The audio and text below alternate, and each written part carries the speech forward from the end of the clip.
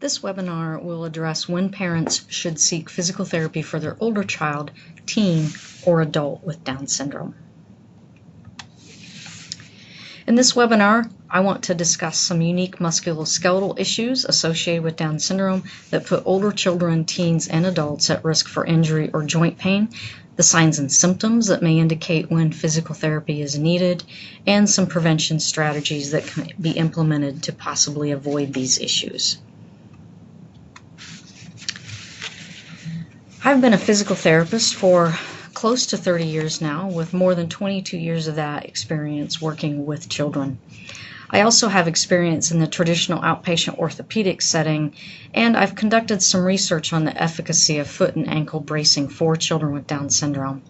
I currently teach the pediatric portion of the physical therapy curriculum in the Krannert School of Physical Therapy at the University of Indianapolis. On a personal note, I have an adult sister with Down syndrome, sister-in-law, and she has given me some unique perspective on aging and Down syndrome. So to start with, let's talk about the fact that Down syndrome may potentially affect every system of the body, but the musculoskeletal system and the neurological systems are always impacted to some degree. Dysfunction in both of these systems are commonly and effectively addressed by physical therapy. There are three key concerns that need to be considered by physical therapists: hypotonia, or low muscle tone, ligamentous laxity, and impaired balance and coordination. Hypotonia is low muscle tone, but that's not the same thing as strength. Muscle tone is the resting tension in a muscle, and this affects how prepared a muscle is to start working when it is needed. I tend to think of muscle tone somewhat like a thermostat. If the typical setting of your muscle tone thermostat is about 75 degrees, then individuals with Down syndrome have a thermostat that's set in the 60 to 65 degree range. The result of this is that it takes more effort to get a muscle working because that individual with Down syndrome must first make up that 10 to 15 degree deficit before the muscle reaches the same level of readiness to work as someone who has typical muscle tone. One key point again is that tone and strength are not the same thing. Tone is the resting tension, strength is the ability to produce force. Most individuals with low muscle tone are weaker, but this is because of decreased physical activity. Individuals with hypotonia can get stronger, and they do this by exercising a muscle to fatigue and then letting it rest and recover, the same way you and I improve strength. The next issue with Down syndrome is ligamentous laxity. Ligaments connect bone to bone, and when they are too loose, there is more wiggle or play in the joints. This means that individuals with Down syndrome have excessive motion in their joints, and this diminished joint stability may predispose them to joint injuries. My analogy for ligamentous laxity is to think of a rubber band. A typical rubber band will have a little bit of play or stretch in it, but it will return to its shorter or normal length when it's not under stress. However, when a rubber band gets stretched too far, it loses the ability to return to its original length. This analogy is not perfect because ligaments don't function and rebound like a rubber band does, but I think the part of the analogy that works is that the ligaments of individuals with Down syndrome are like a rubber band that's been stretched too far, and it's now too loose. Unfortunately, physical therapy will not tighten up ligaments. The only way to do this is through surgical intervention. The combination of hypotonia and ligamentous laxity together presents significant challenge for joint stability. Because ligaments connect bone to bone, they are the primary joint stabilizers. Because muscles go across joints, they are the secondary stabilizers. In individuals with Down syndrome, both of these sources of joint stability are diminished, and this can lead to an increased risk of injury across the lifespan. Muscle tone and ligamentous laxity will not improve with physical therapy. However, physical therapy can improve strength, and improved strength can provide a measure of protection by improving the muscle's ability to control or stabilize the joints that they cross. Balance and coordination are primary functions of the cerebellum, or the back part of the brain, as pointed out here in the drawing. In Down syndrome, the cerebellum is roughly 2/3 the size of the cerebellum of a typically developing individual. This decrease in size results in diminished balance and coordination skills for individuals with Down syndrome. And although balance and coordination can be improved with strengthening and practice, individuals with Down syndrome usually have deficits in these two areas across the lifespan. Physical therapy can improve the strength and provide the structured practice necessary to improve these deficits, but it does not change the underlying condition of the smaller cerebellum. In summary, muscle hypotonia, ligamentous laxity, and a small cerebellum are three key challenges in Down syndrome that may lead to an increased risk of injury or joint pain. Although physical therapy is unable to specifically change these three features of Down syndrome, strengthening and practice of specific skills can improve balance, coordination, and joint protection. Warning signs that your loved one with Down syndrome should be seen by a physician include obvious deformity or injury, typically with significant pain that might indicate a broken bone or a dislocated joint. In addition, a sudden change in functional abilities should be cause for concern and a visit to your physician. Examples may be sudden onset or a change in ability to walk, run, jump, get up off the floor, or get out of bed. By sudden, I mean within a few hours or a day or two. Finally, as a parent or caregiver, you know this individual the best, and if your loved one is complaining of pain that is unusual for him or her, trust your instincts and seek medical care when you are concerned.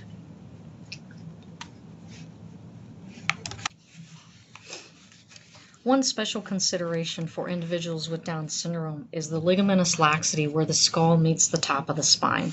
This is called the atlanto-occipital joint.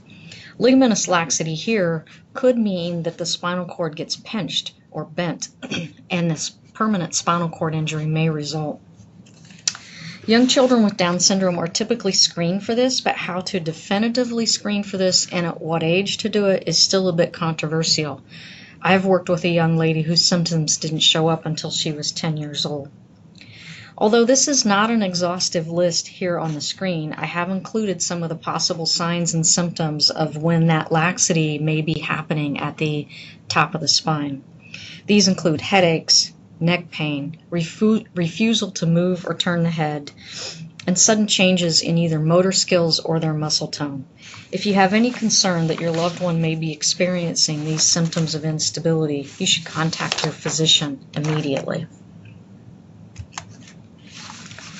If your loved one does not have symptoms that require the attention of a physician, as previously discussed, then requesting a physical therapy evaluation may be an appropriate step. In Indiana, you are allowed to go directly to a physical therapist without first getting a referral from your physician. This is called direct access. Physical therapists by law are allowed to provide treatment for up to 6 weeks without physician involvement here in Indiana. However, physical therapists do understand the value of a team approach, and they will certainly be communicating with your physician about the care that they are providing. Going directly to physical therapy first can save you time and money in many cases. However, some insurance companies still do require that physician's prescription for services before they will cover it, so you'll want to check your specific policy requirements before choosing this route. On this slide, I've given you some general guidelines for when physical therapy may be appropriate. Please remember that these are just general guidelines and that you know your loved one best, so trust your instincts about what you should do. I would suggest seeking the assistance of a physical therapist for joint pain that lasts more than a week and prevents your loved one from doing routine activities. Another scenario would be a minor injury that does not improve with a few days of rest. If you plan to enroll your loved one in a new activity such as gymnastics, dance, or maybe a sports program, you may want to consider physical therapy as a way to help your loved one prepare for that new activity. Physical therapists can help improve overall endurance for physical activity. This may allow your loved one to more fully participate in those activities or even in family activities. Finally, if you are concerned about the alignment of your loved one's legs and feet and then see a physical therapist. We are trained to evaluate and assist with these kind of issues. The feet are often an area of concern for individuals with Down syndrome, and with good reason. Remember that ligaments connect bone to bone, and there are a lot of bones, and thus a lot of ligaments in the feet. The ligamentous laxity that comes with Down syndrome will always affect the feet. The arch of the foot is dependent upon those ligaments for its integrity, and so nearly all individuals with Down syndrome have poor arches in their feet. This can affect all the leg joints and even the spine, as I will explain next. Pronation is the rolling in of the foot, which flattens or collapses the arch, while supination is just the opposite. It rolls the foot out and raises the arch. These are normal movements that occur with every step that we take. The foot should roll in and the arch should flatten as we move our body over our feet while walking, and then it should roll out and raise the arch as we push off the toes and swing that foot forward for the next step. This slide illustrates what the foot and arch look like when it is fully pronated. That's the picture on the far left. When it's in neutral, the picture in the middle, and when it's in supination, which is the picture on the right. Again, rotating back and forth through these movements is normal. Pronation gets a bad reputation, but really it's only a problem when the foot is stuck in end range of pronation, meaning the arch is always flattened and the foot does not alternate between pronation and supination when walking. With the foot rolled in and the arch flattened, there is abnormal strain on all the joints of the legs, the ankles, the knees, the hips, and some people this may even affect their low back. Chances are that your loved one with Down syndrome does indeed have excessive pronation in their feet because of the ligamentous laxity. I would recommend seeking a physical therapy evaluation for this when your loved one is having pain with standing or walking and is limited in participating in daily physical activity because of that pain. Also, if you notice that your loved one's shoes are wearing down on the medial side or the arch side of the heels in less than 3 months, this may be a sign that the feet are stuck in end-range pronation and that there may be foot pain in the future. My personal opinion is that all individuals with Down syndrome would benefit from lifelong arch support. This is based on the inability of the ligaments to adequately support the arch. This does not mean that every individual with Down syndrome needs custom-made orthotics for life. Buying an off-the-shelf arch support at your local drugstore or sporting goods store is probably enough. I would recommend that you take the manufacturer's insole out of the shoes when you buy it and replace it with an off-the-shelf arch support. This is a relatively inexpensive way to improve foot position. With better arch support, the foot will be positioned closer to that neutral position versus being stuck in end range of pronation. My analogy for why this may be effective is to have you consider the front tires on your car. If the front end of your car is out of alignment, there is abnormal wear and tear on the tires. If we take an arch support and put it into the shoes, what we're really doing is aligning the front end. In other words, when you align the front end of your car, you now have more normal stresses going through the tires, and they last longer. If we do that with the feet, if we put the feet in a better position, then we have more normal stresses going through the lower extremity, meaning more normal stressors on the ankles, the knees, and the hips, and less likely for those joints to wear out early because of unusual or abnormal wear and tear. Now, I do want to remind you that this is just my opinion, and there is no research data to support that. One additional way to help protect your loved one's joints is to make sure you put them in good shoes. Brand name does not matter, and you can find some cheaper shoes that still provide good support. The key features that you're looking for are that you get a lace-up shoe because it can be snugged up to fit the foot better than just a slip-on. Also, look at the last or the sole of the shoe, and it should be straight. More on that in a moment. Finally, the heel counter or the back of the shoe above the sole should be rigid enough that you can't collapse it between your fingers when you squeeze it. Unfortunately, canvas shoes like Keds brands usually do not meet this standard.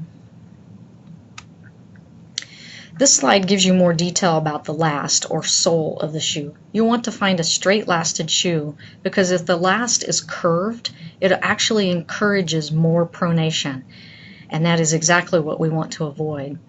To evaluate the last, turn the shoe upside down and draw a line down the middle of the sole. This should be, what you're looking for is that line that bisects the middle of the sole should be fairly straight.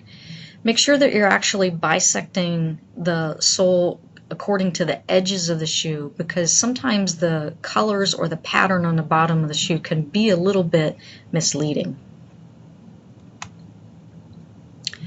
We will end with some suggestions to prevent injury. Getting your loved one involved in daily physical activity tailored to his or her skill level may be one of the best things you can do to prevent musculoskeletal injuries.